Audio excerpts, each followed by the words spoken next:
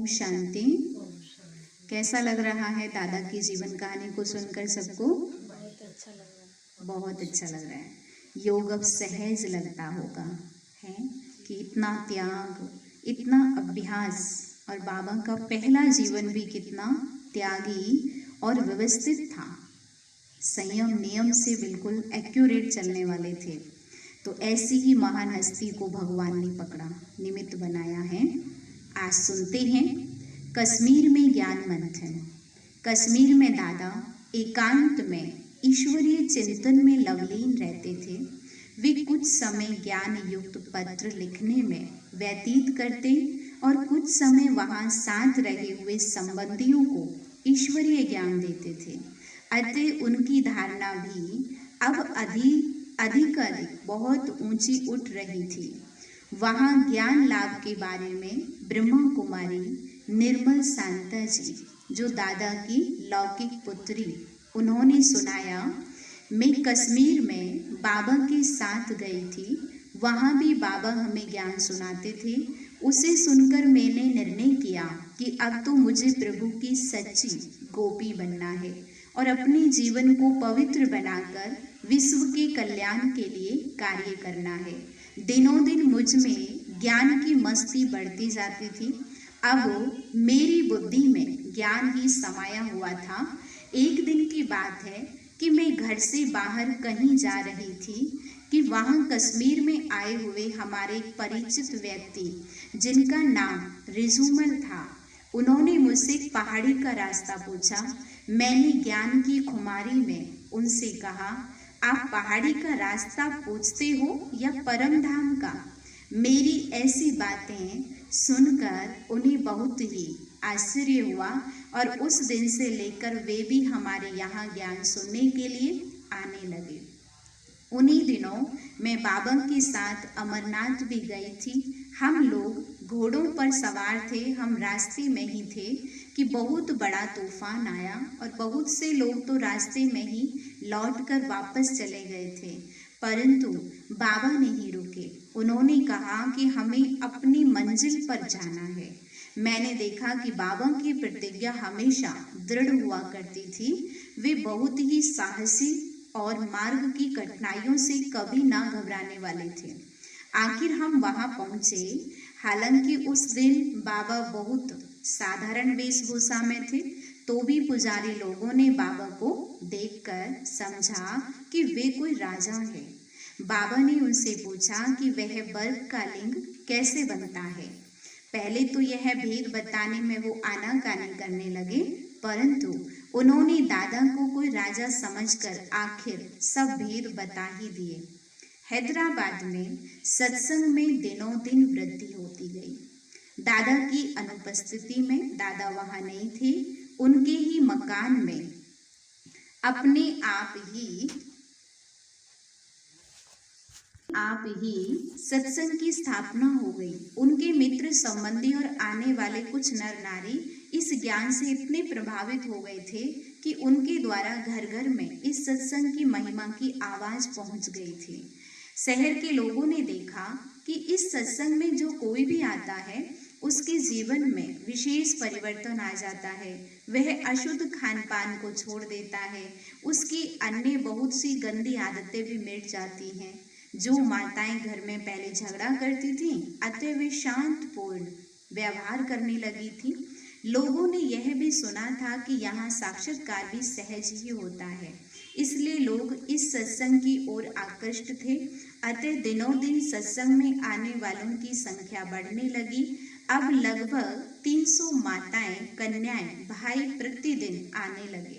वहाँ प्रोग्राम यह चलता था कि दादा कश्मीर से जो ज्ञान युक्त गीत बनाकर भेजते थे, पहले तो सभी मिलजुल कर वे गीत गाते थे। फिर दादाजी के ज्ञान पत्र जिस माता के नाम आए होते थे, वह उनमें समाये हुए ज्ञान को बुद्धि में धारण करके आत्मा के स्वरूप में टिककर वह उस ज्ञान के आधार पर इतना सुंदर भाषण किया करती थी कि सुनने वाले लोग चकित हो उठते थे, हैरान हो जाते थे। उसमें ज्ञान की ऐसी ऊंची बातें बोलने की इतनी शक्ति कहाँ से आ गई? इतना ज्ञान इसने कैसे सुनाया? अवश्य ही कोई ईश्वरीय शक्ति है जो ऐसी अबला नारी को ज्ञान बल देकर इतना योग्य बना रही है। गुरु से ही ज्ञान का कलश कन्याओं माताओं के सिर पर रखने से उनमें एक अलौकिक शक्ति आने लगी। जो कल तक अपने जीवन से असंतुष्ट थी और बोलने में हिचकिचाती थी, आज वे निसंकोच ज्ञान गजगोर करती थी। 12-14 वर्ष की छोटी छोटी कुमारियां भी बहुत सुंदर भाषण, विकारों को जीतने के समय पर विषय में, मन को इंद्रियों को वश करने के विषय में भाषण किया करती। उस सत्संग की यही विशेषता थी, जब अशरीरी रूप में स्थित होकर वहां जाने वाले नर नारी ज्ञान सुनते तो वे शांति धाम का, वैकुंठ का अनुभव करते। दादा ओम बाबा जब कश्मीर से लौटे तो उन्होंने देखा सत्संग में आने वालों की संख्या में काफी वृद्धि हो गई है।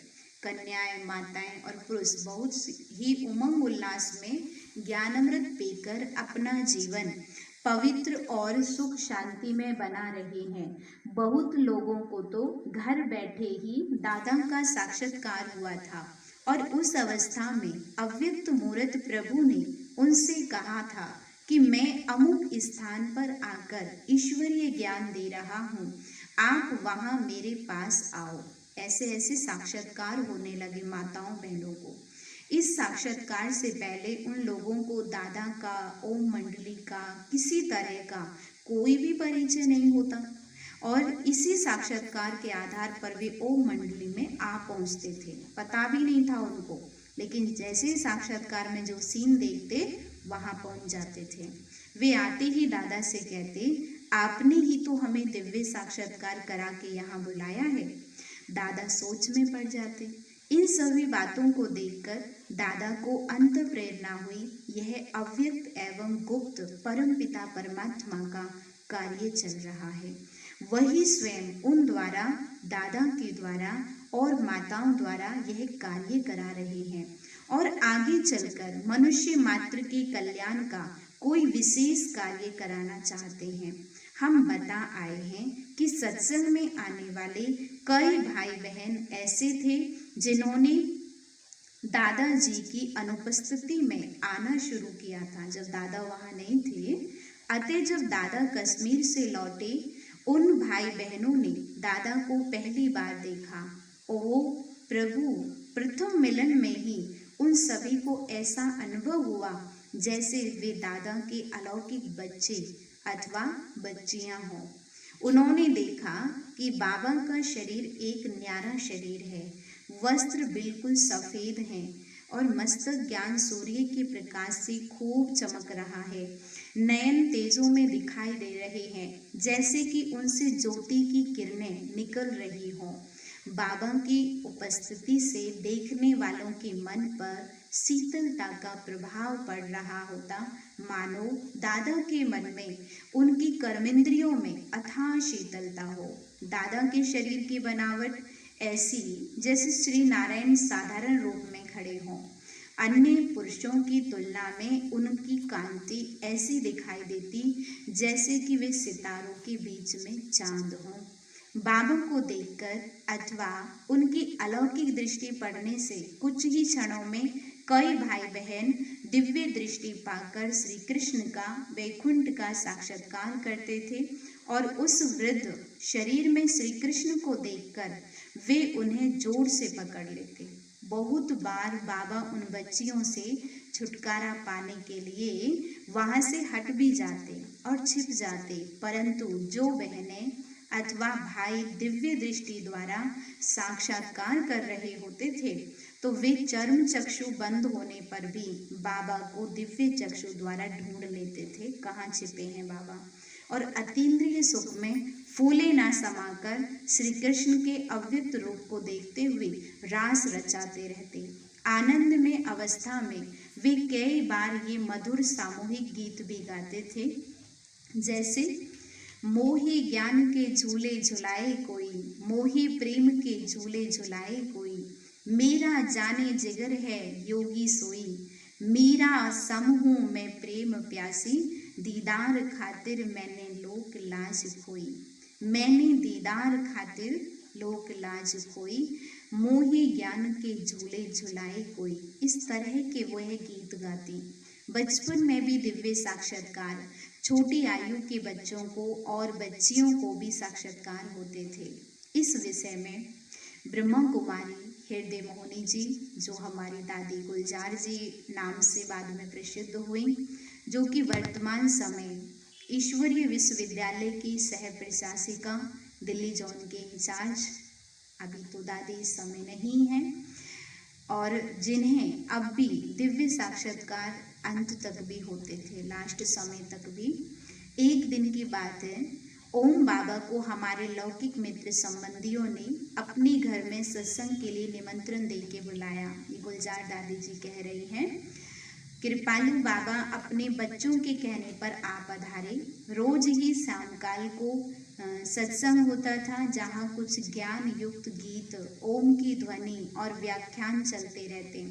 मेरी लौकिक माता जी, जो ब्रह्मा कुमारी हृदय पुष्पा दादी, ऑलराउंडर दादी के नाम से यज्ञ में जानी जाती, जो दिल्ली जोन की इंचार्ज भी रही, तो उनको ईश्वर प्राप्ति की बहुत ही तीव्र इच्छा थी। वे प्रतिदिन सत्संग में जाया करती थी। वे तब लगभग 9 वर्ष की थी।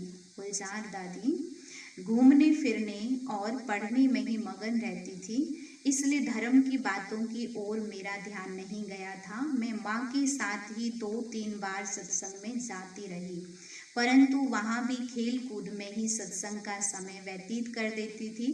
परंतु एक दिन विचित्र सी बात हुई। मैं सत्संग के स्थान पर बैठे बैठे अचानक ही ध्यान अवस्था में चली गई।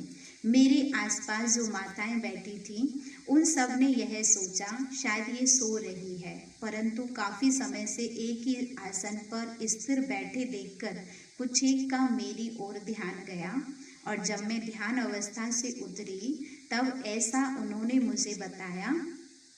मैं तो इस संसार से परे दूसरे लोक का अनुभव कर रही थी। हृदय मोहिनी जी ने बताया, मैंने क्या देखा, एक बहुत बड़ा हॉल है जिसकी सजावट ऐसी सुंदर है, इस कलयुगी संसार में वैसी मिलना असंभव है। ऐसे सुंदर हॉल में लगभग 10 वर्ष की आयु वाले सजे सजाए मोहिनी मूरत श्री कृष्ण अपनी उंगली से मुझे इशारा कर रहे थे कि आओ मेरे साथ रास करो। जब मैं ध्यान अवस्था से उतरी और स्वयं को शरीर में महसूस करने लगी, तो मैं अपने आसपास कुछ माताओं को बैठी देखकर घबरा गई और खूब रोने लगी। मैंने सोचा पता नहीं मुझे क्या हो गया है जो ये सब मुझे देख रही हैं गौर से। मेरी लौकिक माताजी और अन्य संबंधियों ने बहुत प्यार से मुझसे पूछा, तुमने क्या देखा? मैंने कभी भी श्री कृष्ण की मूर्ति की ओर विशेष ध्यान नहीं दिया था, कभी भी। अतः मुझे उनके बारे में यह भी ज्ञान नहीं था ये कौन है।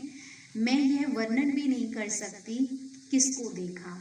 मैंने अनिश्चित सी भाषा में कहा, कोई बहुत सुंदर और बहुत ही सजा हुआ, बहुत ही अच्छा था और मुझे ऐसे ऐसे बुला रहा था। बचपन की अनजान सी अवस्था में मैंने कुछ वर्णन किया, ऐसा बताया। मेरी लौकिक माता गीता पाठी थी। वे समझ गई कि मुझे श्री कृष्ण या किसी देवता का ही साक्षात्कार हुआ है। इसी कारण श्री कृष्ण श्री राम के चित्र लाकर मुझे दिखाने लगी और पूछने लगी, क्या ये थे? परंतु मेरे लिए कठिनाई ये थी कि चित्रकार तो इन देवताओं के जो चित्र बनाते हैं वह कोई वास्तविक चित्र तो नहीं होते हैं। चित्रकार तो अपना भाव प्रकट करने के लिए जैसा बना सकते हैं वैसा बनाते हैं सुंदर अपनी ओर से, लेकिन उन चित्रकारों ने साक्षात्कार तो किया नहीं होता, इसलिए वे सच्चा चित्र नहीं बना सकते। अब मुझे दिव्य दृष्टि द्वारा वास्तविक रूप का जो साक्षात्कार हुआ था उसकी तुलना में ये चित्र तो बिल्कुल ही नीरस और बिल्कुल ही फीका था।